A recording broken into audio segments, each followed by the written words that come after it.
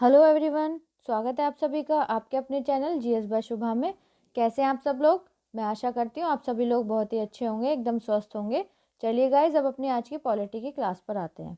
जैसे कि आप लोग जानते हैं, पॉलिटी में जो हमारा टॉपिक चल रहा है, जो टॉपिक हम कवर कर रहे हैं, उसका नाम है नागरिकता, जिसको हम सिटीजनशिप भी बोलते हैं। तो आज हमारी ये उस टॉपिक की चौथी क्लास है। अब तक हमारी 3 क्लासेस हो चुकी हैं। तो जो नागरिकता है, जो सिटीजनशिप है, वो हमारे जो भारतीय संविधान है उसके कौन से भाग के अंतर्गत आता है? भाग 2 के अंतर्गत आता है। ठीक है, तो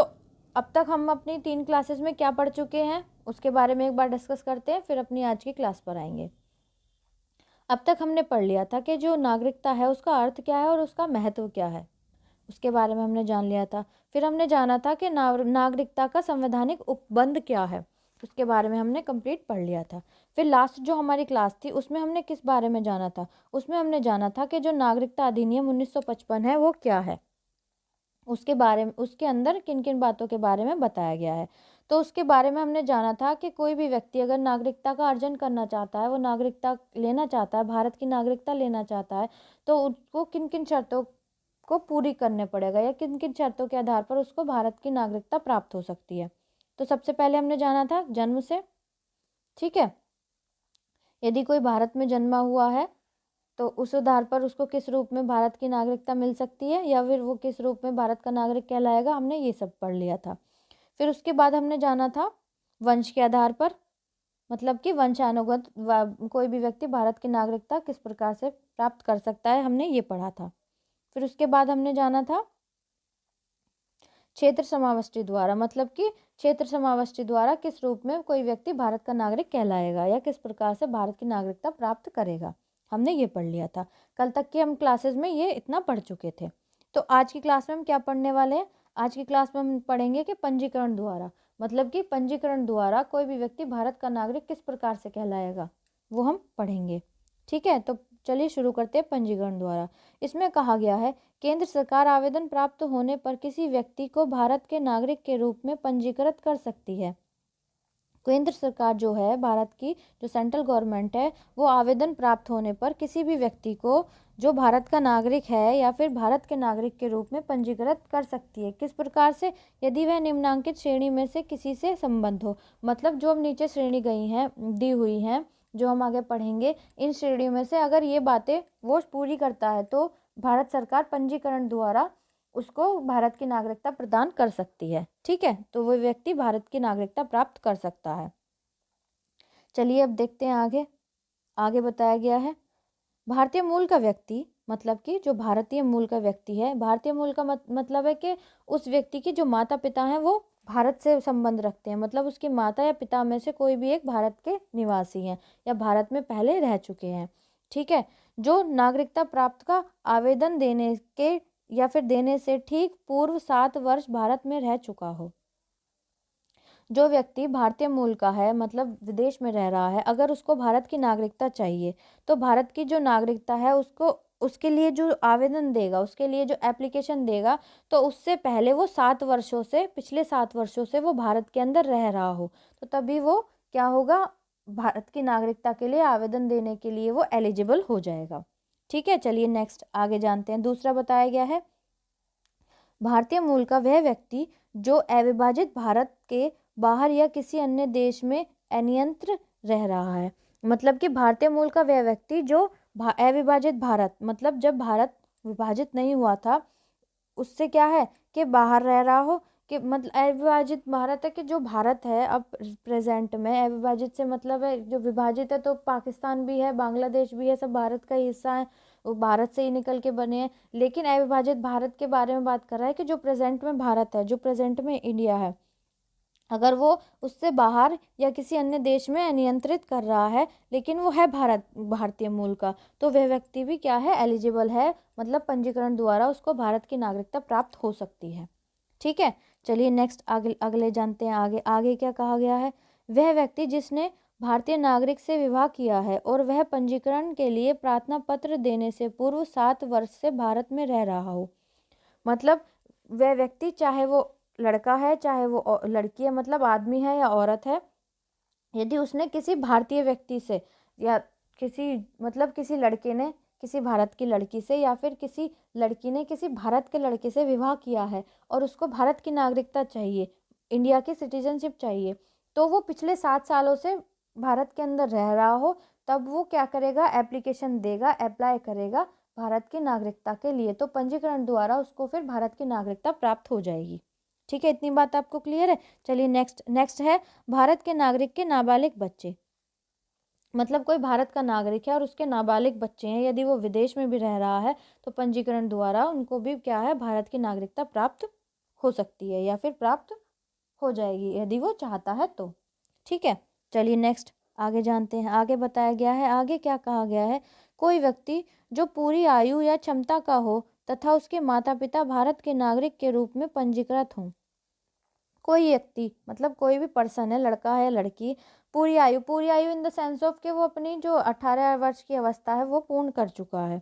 तो वो उसके माता पिता क्या है, अगर उनको उसके जो माता पिता हैं उनको यदि भारत की नागरिकता प्राप्त है तो पंजीकरण द्वारा वह व्यक्ति भी भारत की नागरिकता प्राप्त कर सकता है। ठीक है, व्यक्ति मतलब चाहे वो लड़का है चाहे वो लड़की है। चलिए नेक्स्ट आगे जानते हैं। आगे कहा गया है, कोई व्यक्ति जो पूरी आयु तथा क्षमता का हो तथा वह यह या उसके माता पिता स्वतंत्र भारत के नागरिक के रूप में पंजीकृत हों या वह पंजीकरण का इस प्रकार का आवेदन देने से बाहर महीनों से साधारणतः निवास कर रहा हो। कोई भी व्यक्ति जो क्या है, अपनी आयु पूरी कर चुका है, मतलब पूरी आयु का मतलब है इसमें जो 18 वर्ष से ऊपर का है, 18 वर्ष का या उससे ऊपर का है, या क्षमता को तथा वह या उसके माता पिता स्वतंत्र भारत के नागरिक के रूप में पंजीकृत हों या वह पंजीकरण का इस प्रकार का आवेदन देने से बाहर, मतलब कि उसने आवेदन दे दिया फिर भी वो भारत, अगर भारत से बाहर रह रहा है भारत की नागरिकता के लिए, तो भी उसको भारत की नागरिकता प्राप्त हो जाएगी। ठीक है, चलिए नेक्स्ट आगे देखते हैं। आगे क्या कहा गया है, आगे बताया गया है, कोई व्यक्ति जो पूरी आयु तथा क्षमता का हो तथा वह समुद्र पार किसी देश के नागरिक के रूप में 5 वर्ष से पंजीकृत हो या वह पंजीकरण का इस प्रकार का आवेदन देने से बाहर महीनों से साधारणतः निवास कर रहा हो। मतलब कि अगर आप बाहर भी रह रहे हैं और आपने पंजीकरण कर लिया, पंजीकरण के लिए आवेदन दे दिया भारत में, कोई व्यक्ति जो अपनी 18 वर्ष की आयु पूरी कर चुका हो और वह समुद्र पार मतलब किसी और देश में रह रहा हो, किसी और देश के नागरिक के रूप में 5 वर्ष से पंजीकृत हो या पंजीकरण का इस प्रकार का आवेदन देने से बाहर महीनों से साधारणतः निवास कर रहा हो, तो भी उसको क्या है, भारत की नागरिकता प्राप्त हो सकती है यदि वो अप्लाई कर देगा। ठीक है, चलिए नेक्स्ट आगे देखते हैं। आई होप इतनी बात क्लियर होगी। चलिए अब आगे देखते हैं, आगे क्या कहा गया है। आगे बताया गया है,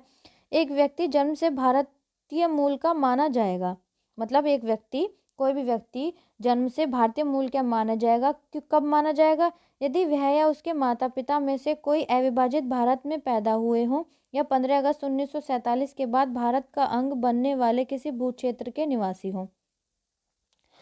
कोई व्यक्ति जन्म से भारत का मूल निवासी कब माना जाएगा, यदि उसके जो माता पिता हैं वो अविभाजित भारत में पैदा हुए हों। मतलब कि जब हमारा देश आज़ाद हुआ था तो भारत के 2 टुकड़े हो गए थे, भारत और पाकिस्तान के नाम से। तो फिर यदि वो देश आज़ादी से पहले, जब तक हमारे भारत का 2 टुकड़े नहीं हुए थे, भारत 2 देशों में विभाजित नहीं हो गया था, भारत का एक हिस्सा कटकर पाकिस्तान नहीं बन गया था, यदि उसके माता पिता उस टाइम में हुए हों, ठीक है, या फिर वो व्यक्ति भी उस टाइम का हो, या फिर 15 अगस्त 1947 के बाद भारत के अंग बनने वाले भूक्षेत्र के निवासी हों, या फिर 15 अगस्त 1947 के बाद जो भारत देश के अंदर जो भूक्षेत्र जितना भी रह गया हो उसके निवासी हों, तो उसको क्या है, भारत की नागरिकता प्राप्त हो सकती है या हो जाएगी। ठीक है, चलिए नेक्स्ट आगे जानते हैं। आगे कहा गया है, उपरोक्त सभी श्रेणी में लोगों को भारत के नागरिक के रूप में पंजीकृत होने के बाद निष्ठा की शपथ लेनी होगी। जो हमने उपरोक्त श्रेणी पढ़ी है, तो उसके बाद ये सब कंप्लीट होने के बाद जो भी भारत की नागरिकता ग्रहण करना चाहेगा या जिसको भी भारत की नागरिकता मिलेगी, तो उसको पंजीकृत होने के बाद भी क्या होगी, निष्ठा की शपथ लेनी होगी कि वो भारत के प्रति या भारतीय संविधान के प्रति निष्ठावान रहेगा। अगर मैं ओवरऑल आपको बताऊं तो आप किसी भी प्रकार से भारत की नागरिकता प्राप्त कर सकते हैं, कोई चाहे आप किसी भी देश के हो, पंजीकरण द्वारा अगर आप अप्लाई कर रहे हैं, मतलब कि भारत की नागरिकता मिलना बहुत ईजी है। इतना कोई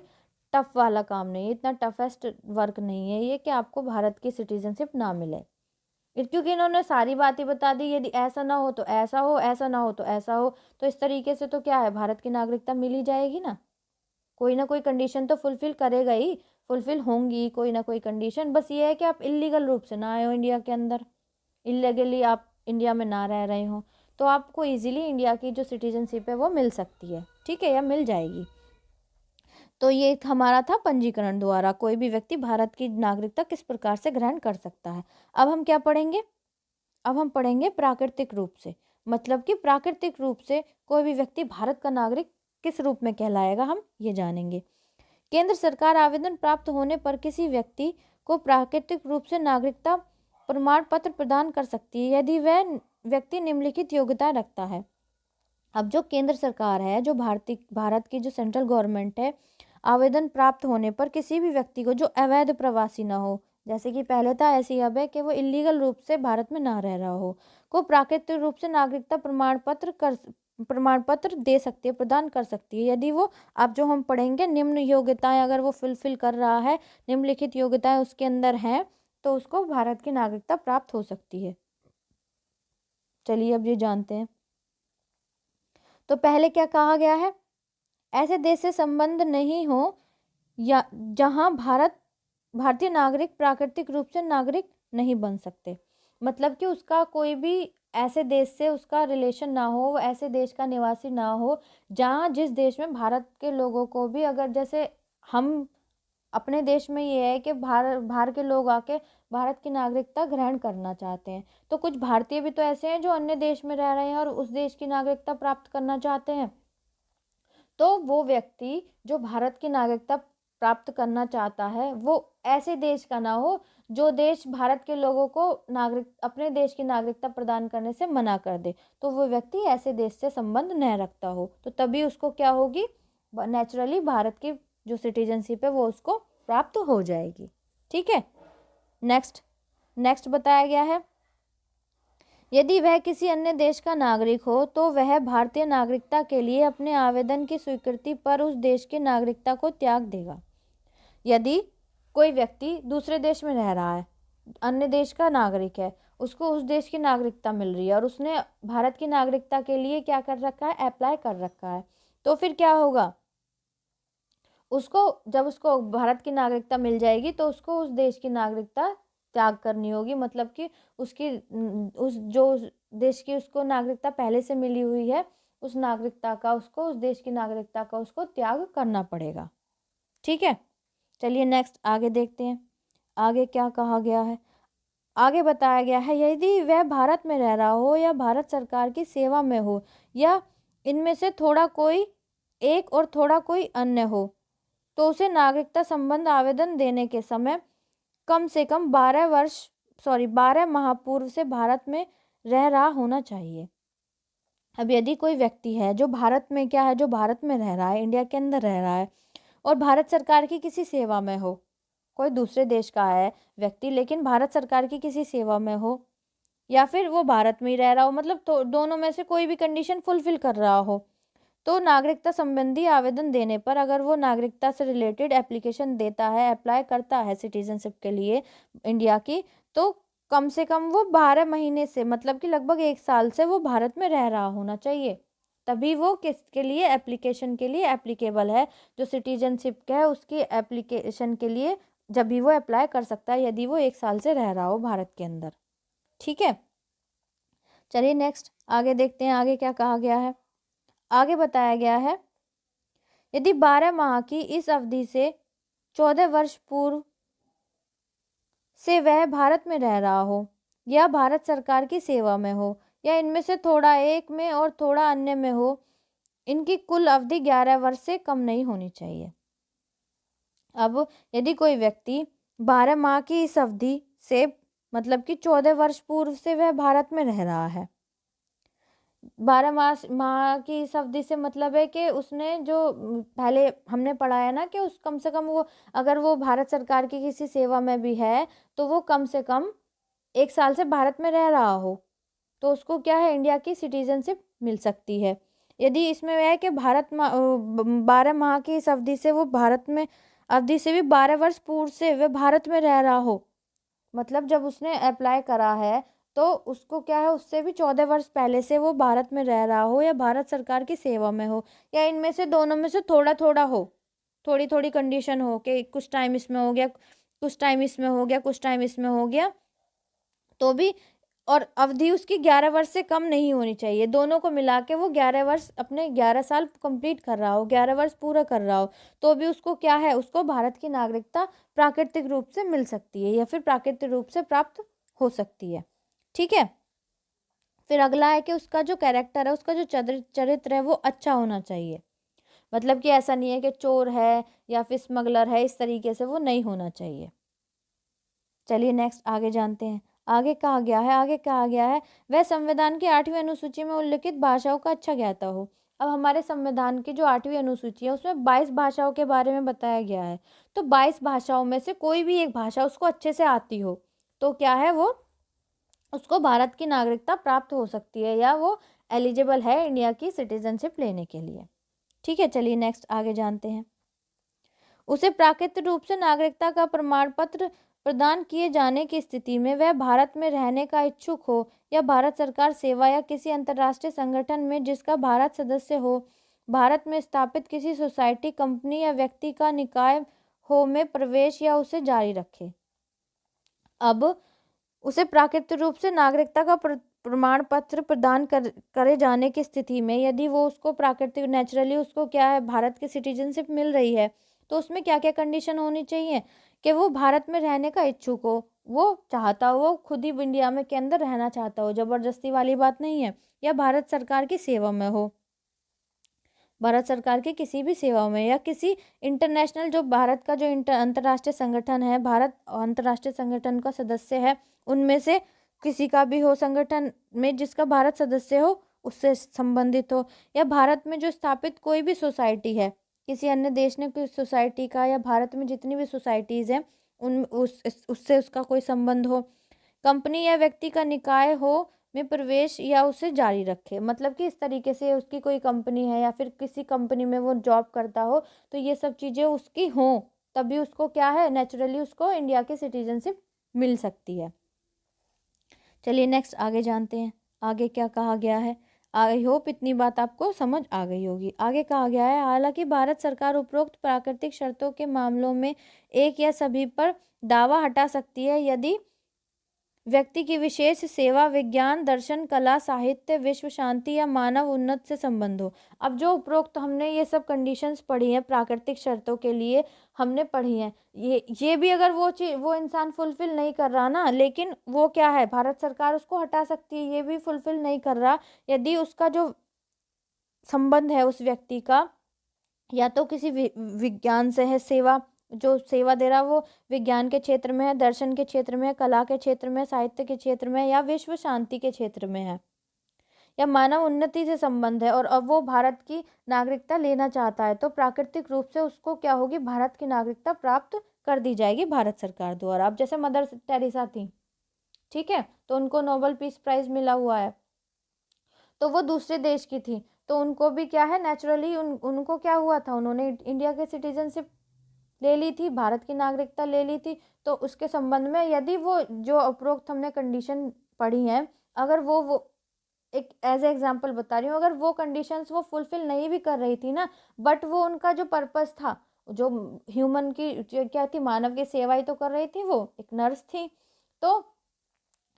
विश्व शांति के लिए भी थी, तो उस कंडीशन में क्या है, भारत सरकार उनको नेचुरली इंडिया की सिटीजनशिप दे सकती है। ठीक है,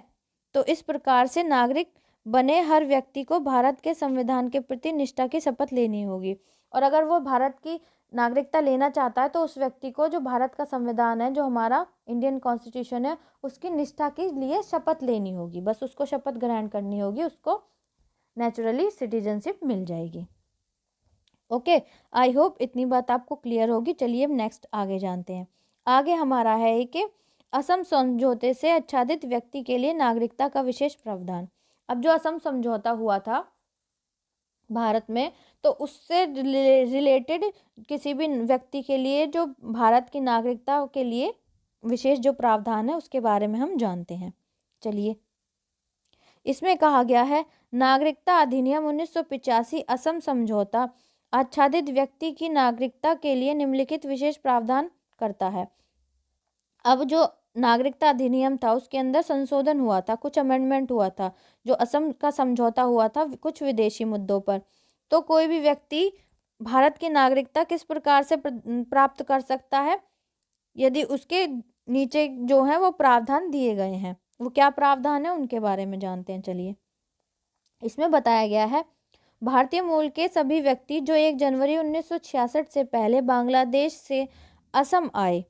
और जो अपने प्रवेश के बाद ही साधारणतः असम के निवासी हैं को 1 जनवरी 1966 के से भारत के नागरिक मान लिया जाएगा। मतलब कि जो व्यक्ति क्या है, भारतीय मूल के सभी व्यक्ति जो 1 जनवरी 1966 से पहले बांग्लादेश से असम आ गए, जब बांग्लादेश था मतलब 1966 से पहले क्या हो गए, वो भारत में आ गए, असम से आ गए, सॉरी बांग्लादेश से असम में आ गए और वो अपने प्रवेश के बाद ही साधारणतः असम के निवासी हैं और वो भारत में प्रवेश के बाद ही वो असम के निवासी हो गए, तो उनको 1 जनवरी 1966 से भारत का नागरिक मान लिया जाएगा। तो 1 जनवरी 1966 से ऑटोमेटिकली वो क्या हो गए, वो भारत के नागरिक कहलाए जाएंगे। ठीक है, चलिए नेक्स्ट आगे जानते हैं आगे क्या बताया गया है। आगे बताया गया है भारतीय मूल का प्रत्येक व्यक्ति जो 1 जनवरी 1966 को या उसके बाद लेकिन 25 मार्च 1971 के पहले बांग्लादेश से असम आया, कोई व्यक्ति जो भारतीय मूल का है जो वो 1 जनवरी 1966 को या उसके बाद लेकिन 25 मार्च 1971 के पहले बांग्लादेश से असम आ गया, अपने प्रवेश के समय ही साधारणतः असम का निवासी है और अपने जब वो प्रवेश कर लिया उसने असम में, बांग्लादेश से असम में प्रवेश कर लिया और वहाँ का वो निवासी बन गया, वो लौट के वापस बांग्लादेश नहीं गया और जिसे विदेशी के रूप में पहचाना गया, लेकिन उसको किस रूप में विदेशी के रूप में पहचाना गया कि ये तो बांग्लादेश से आया हुआ व्यक्ति है जो असम में रह रहा है। तो आगे क्या कहा गया है, को स्वयं को निबंधित करना होगा, तो खुद को उनको क्या करना होगा, निबंधित करना होगा। ऐसा निबंधित व्यक्ति भारत का नागरिक मान लिया जाएगा सभी उद्देश्य के लिए विदेशी के रूप में पहचाने जाने के बाद 10 वर्ष की अवधि की समाप्ति की तारीख के बीच। तो उनको क्या है, नागरिक मान तो लिया जाएगा, लेकिन सभी उद्देश्य के लिए जो विदेशी के रूप में उनकी पहचान की गई है तो 10 वर्ष की अवधि के लिए बाद ही वो क्या हो जाएगी, समाप्ति की तारीख के बीच, मतलब कि समाप्ति की तारीख के बीच हो जाएगी। लेकिन साथ ही साथ क्या किया गया है, लेकिन इन 10 वर्षों के बीच की अवधि में उसे भारत के नागरिक के समान ही अधिकार होंगे, लेकिन मत देने का अधिकार नहीं होगा। मतलब कि वो जैसे मान लिया कि वो विदेशी है, बांग्लादेश से आया है, ठीक है, तो वो क्या है, उस 10 वर्ष तक वो विदेशी ही माना जाएगा, लेकिन उसको जितने भी अधिकार होंगे सब दिए तो कि किस तरीके से जाएंगे, एक जो भारतीय है ये जैसे कि वो भारतीय नागरिक के ही समान अधिकार होंगे, बस उसको एक अधिकार नहीं होगा, उसको वोट देने का अधिकार नहीं होगा। 10 वर्ष बाद भी उसको वोट देने का अधिकार भी हो जाएगा। ठीक है, तो ये था हमारा क्या कि नागरिकता अधिनियम जो 1955 था, ये इसके बारे में हमने कंप्लीट डिटेल में पढ़ लिया, जान लिया। तो ये थी हमारी आज की क्लास। अब कल की क्लास में हम जानेंगे कि किसी भी व्यक्ति की नागरिकता समाप्त किस प्रकार से हो सकती है। उसके बाद हम जानेंगे कि एकल नागरिकता क्या होती है, सिंगल सिटीजनशिप क्या होती है। तो आई होप आपको ये समझ आ गया होगा कि किस प्रकार से भारत की नागरिकता ग्रहण की जा सकती है। तो भारत की नागरिकता ग्रहण करनी इतनी मुश्किल नहीं है, इजी है। इजीली कोई भी व्यक्ति अगर ये कंडीशंस फुलफिल करता है तो उसको आसानी से भारत की नागरिकता प्राप्त हो सकती है। तो मैं आशा करती हूँ आप आज की क्लास आपको अच्छी लगी है और अच्छे से समझ आई है। अगर आपको क्लास समझ आई है और अच्छी लगी है तो प्लीज़ कमेंट में ज़रूर बताइएगा और क्लास को लाइक भी कीजिएगा और बच्चों तक भी शेयर कीजिएगा ताकि और बच्चे भी इस चैनल से जुड़ सकें। और अगर आप इस चैनल पर नए हैं तो प्लीज़ चैनल को सब्सक्राइब ज़रूर कीजिएगा और बेल आइकन को भी दबाइएगा ताकि मैं जब वीडियो अपलोड करूँ तो आपको नोटिफिकेशन आ जाए और आप अपनी पढ़ाई कंटिन्यू कर सकें। ठीक है, चाहे आप किसी भी एग्ज़ाम के लिए तैयारी कर रहे हैं, ये जो क्लासेस हैं आपको बहुत ही ज़्यादा बेनिफिट देने वाले हैं। तो आज की क्लास में इतना ही रखते हैं, मिलते हैं कल की क्लास में, तब तक के लिए थैंक यू वेरी मच।